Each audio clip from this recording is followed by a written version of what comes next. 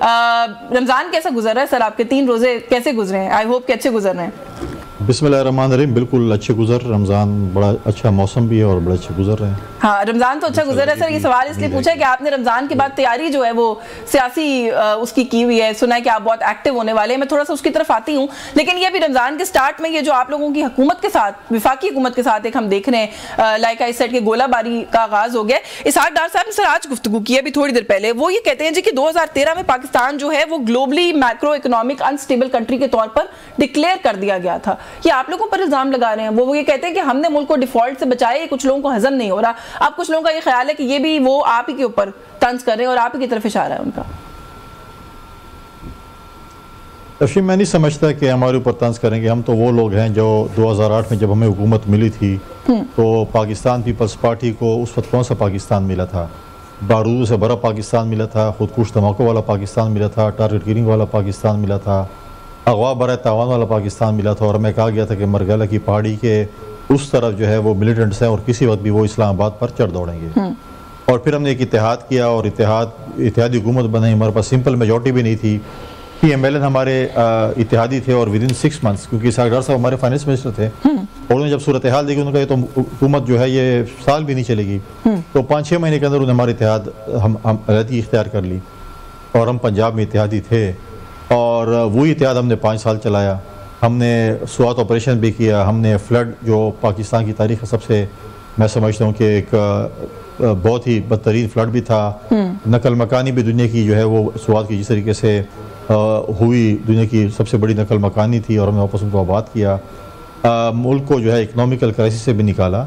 ऐसी चीज़ नहीं थी कि हमने इस मुल्क को जो है कोई नहीं, हमने जिस मुल्क में आइनी तौर पर भी अगर आप देखें NFC अवार्ड किया, वाहिद हमारी हुकूमत थी आखिर अब तक तो NFC अवार्ड उसके बाद नहीं हो सका। 2 हुकूमतें गुजरी और तीसरी हुकूमत है NFC अवार्ड नहीं कर सकी। यहाँ तक अभी हम बार बार लिख रहे हैं, मैंने भी कहा और हमारे शायद हुकूमत ने भी लिखा और सिंध हुकूमत ने भी लिखा है या 1 साल हो गया CCI की मीटिंग भी नहीं हो सकी। ये फोरम्स होते हैं जहाँ पर सूबे बैठते हैं, अपने एतराज़ात अपनी चीज़ें डिस्कस करते हैं। जहाँ तक वो है हमारा PMLN के साथ जो आपने बात की है, देखें हुकूमत साजी के बाद कुछ कमिटमेंट्स हुई थी। हम वो सिर्फ वही कह रहे हैं कि जो कमिटमेंट्स की गई थी उसको ऑनर किया जाए। ना हम कोई ब्लैकमेलिंग कर रहे हैं, ना हमसे उनसे कह रहे हैं कि हमें आपने हमसे कमिटमेंट की थी, आप इससे हमें ज़्यादा दे दें या इससे कम दे दें, कोई ऐसी चीज़ नहीं है। हमारी 16 महीने की जब हुकूमत थी, हम उसकी इत्तेहादी हुकूमत में शामिल थे। उस वक्त भी अगर हम देखें कि उस वक्त भी तमाम पॉलिटिकल पार्टीज़ को जो कमिटमेंट थी, डेवलपमेंट फंड्स भी थे, बाकी भी थे, यहाँ तक कि खैबर पख्तूनख्वा में हर जमात को जिनके मेंबरान शायद अगर पार्लियामेंट में भी मौजूद नहीं थे या 1-2 थे, उनको मिले और सिविल पीपल्स पार्टी के सबको मिले। लिहाजा हम कहते हैं कि सियासत में या कोई भी कारोबार हो, जो भी आप उसमें उठा लें, वो उसमें अगर आपकी कमिटमेंट, आपकी ज़बान, आप कमिटमेंट ऑनर नहीं करते तो मैं समझता हूँ बड़ा बुरा समझ। अच्छा, बुरा तो होता है सर अगर कोई कमिटमेंट ऑनर ना करे, लेकिन कमिटमेंट ऑनर करने वाले के साथ फिर चलने की मजबूरी क्या होती है? सदर जरदारी साहब ने जहाँ ये कहा कि हमारे साथ जो मुआहिदा हुआ था उसकी पासदारी नहीं हो रही, साथ में ये भी कहा कि मजबूरी है हमारी कि हमें इस हुकूमत का मजीद साथ देना पड़ रहा है। क्या मजबूरी है? देखिए, मुल्क इस वक्त सिचुएशन से गुजर रहा है कि आप इकोनॉमिकल क्राइसिस की बात करें, हमारे सूबे में और बलूचिस्तान में जो दहशतगर्दी की सूरत हाल है या बाकी सूरत हाल है जिसमें मैंने कहा है कि हम ईद के बाद जो है ये काम करेंगे, रोडों पे आएंगे, तो बहुत सी इशूज़ हमारे सूबे में जो शायद इस्लामाबाद वालों को नज़र नहीं आ रहा। और आज भी अगर आप देखें लॉ एंड ऑर्डर की सिचुएशन सबसे इम्पोर्टेंट है। उसके बाद जो सिचुएशन हो रही हैं, प्राइम मिनिस्टर साहब को मैंने कहा है, मतलब हमारे प्राइम मिनिस्टर जो है वो बड़े होते हैं मुल्क के, पूरे पाकिस्तान के, आज तक उनका विजिट पेशावर का नहीं हुआ। क्यों नहीं हुआ? ये मैं सवाल भी पूछना चाह रही थी। वो KPK को इम्पोर्टेंस नहीं देते? ये तो प्राइम मिनिस्टर साहब बता सकते हैं, मैं तो उनका तर्जुमा तो नहीं हूँ, या तो उनके तर्जुमा बता सकते हैं कि यहाँ तक कि किसी वफाकी वजीर का भी। अब मैं नहीं कहूँगा कि अमीर मकाम साहब KPK हैं और वो आते हैं, या मोहसिन नकवी साहब जो हैं वो इस लॉ एंड ऑर्डर की वजह से आते हैं। पहले वज़ीर हमारे पास जो है वो फाइनेंस के थे, परसों 2-3 दिन पहले आए थे और उनको मैंने मुबारकबाद दी कि मैंने कहा कि कम से कम आपने तारीख रकम कर ली कि पहले वफाकी वज़ीर हैं जो कम से कम आपने हमारे सूबे का विजिट किया। इस वक्त सूबे में बहुत सी सिचुएशंस चल रही हैं, चाहे वो लॉ एंड ऑर्डर के हवाले से हैं, ऑपरेशंस के हवाले से हैं, या जो भी हैं। अभी भी आप देखेंगे पिछले जो हकानिया के मदरसे पे जिस तरीके से एक खुदकुश धमाका भी हुआ, रोज़ाना की बेस पे फ़ौजी जवान और पुलिस शहादतें भी दे रहे हैं। हम कहते हैं कि इस सूबे को भी संजीदगी से देखा जाए, क्योंकि ये भी पाकिस्तान के और ये सूबा जो है वो जोग्राफिकली बहुत मैटर करता है। बिल्कुल बिल्कुल। अच्छा, क्योंकि अब आप सिक्योरिटी सिचुएशन पर आ ही गए, उमर अयूब साहब जो है वो ये कह रहे हैं कि बलूचिस्तान के 7 से 8 अजला ऐसे हैं जहां हुकूमत की कोई रिट नहीं और केपीके की सूरत हाल भी खासी संगीन और ख़राब है। एक तो ये कि ज़ाहिर है इससे इत्तेफाक करते हैं कि नहीं करते। आपने तोरखम वाली जो बात की है, थोड़ा सा उसके ऊपर भी बात करें कि केपीके का जो मसला है, तोरखम बॉर्डर का क्या इशू है, वहां पर क्या मामला है? कोई ऐसी सिमिलर सिचुएशन है जिसका दावा उमर अयूब साहब कर रहे हैं वहां पर भी? उमर अयूब साहब को बता दें, आप इस्लामाबाद में बैठे, हुकूमत खैबर पख्तूनख्वा में किसकी है? हाँ। वो पता उनको नहीं पता कि खैबर पख्तूनख्वा में इनकी हुकूमत है। हाँ। और 18वीं तरमीम के बाद लॉ एंड ऑर्डर कंट्रोल करना सूबे की जिम्मेवारी है। तो मुझे बताएं कि अगर वो डी खान हो या बन्नू हो या लकी हो या टांग हो या वज़ीरिस्तान हो या करक कोहाट हो या ये हो बाजोड़ हो या मर्ज डिस्ट्रिक्ट और भी हो, नौसरिस्तान हो या कुरम हो, इनकी लॉ एंड ऑर्डर कंट्रोल करना किसका काम है? सूबाई हुकूमत का काम नहीं है। तो आप जाकर अपने वज़ीर आला से कहें कि अपने लॉ एंड ऑर्डर कंट्रोल करें। और जहाँ तक बॉर्डर के ऊपर देखें, हमने काफ़ी दफ़ा अफगान हुकूमत से कहा है कि अक्रॉस दी बॉर्डर टेररिज्म जो है आपके सरजमीन इस्तेमाल होती है पाकिस्तान के ख़िलाफ़ दहशतगर्दी के लिए, उसको आप रोकें, लेकिन उस पर कोई भी संजीदगी अफगान हुकूमत ने आज तक नहीं दिखाई। और यहाँ पर आप देखें कि हमारे सूबाई हुकूमत उठती है, वज़ीर उठते हैं कि मैं जाके अफगानिस्तान से बात करूँगा। ये आपको मैंडेट किसने दिया कि आप अफगानिस्तान से बात करेंगे? आपको अपनी पार्लियामेंट ने मैंडेट दिए, आपने यहाँ की पॉलिटिकल फोर्सेस को ऑन बोर्ड नहीं दिया। आप पहले भी गुल खिला चुके हैं, पहले भी आप अफगानिस्तान के और 40,000 मिलिटेंट्स लेके आ गए हैं जो आज हमारी तबाही हो रही है। तो आप दोबारा वफाक कुछ नहीं कर रहा ना, वो ये कहते हैं वो नहीं करेंगे तो फिर हम जो है कोई स्टेप लेंगे, हम कुछ करेंगे। और वैसे भी ये तोरखम वाला इशू भी, अफगानिस्तान वाला इशू भी, बॉर्डर एडजेसेंट एरियाज और बॉर्डर रिलेटेड मामला तो सर विफाक के ही है ना, वो तो सूबे के नहीं है। देखें, वो हमारी सिक्योरिटी फोर्सेस बॉर्डर रिलेटेड चीज़ों को देख रही है, लेकिन मुझे बताएं कि वज़ीर आला के शहर जाकर मैं लॉ एंड ऑर्डर ठीक करूँगा? सिंध में कोई इशू होता है, आपको गटर का ढक्कन नहीं मिलता, आप कहते हैं सीएम की वज़ीर आला का शहर आपका शहर भी है वैसे, अगवा बर तावान हो रहे हैं। हाँ, वज़ीर आला का शहर आपका शहर मेरा बिल्कुल शहर है। हाँ। लेकिन तो जवाब भी तो सुन लेना मैडम। जी जी जी। बात यह है कि 18वीं तरमीम के बाद अगर आप थोड़ा सा आइन पढ़ लें, उसके इख्तियारात जो है सूबे के पास हैं। Chief executive of the province जो है वो सीएम होता है, गवर्नर नहीं होता। मेरे पास होते तो मैं अभी तक देख लेता कि मैं इधर उधर अभी तक किया होता।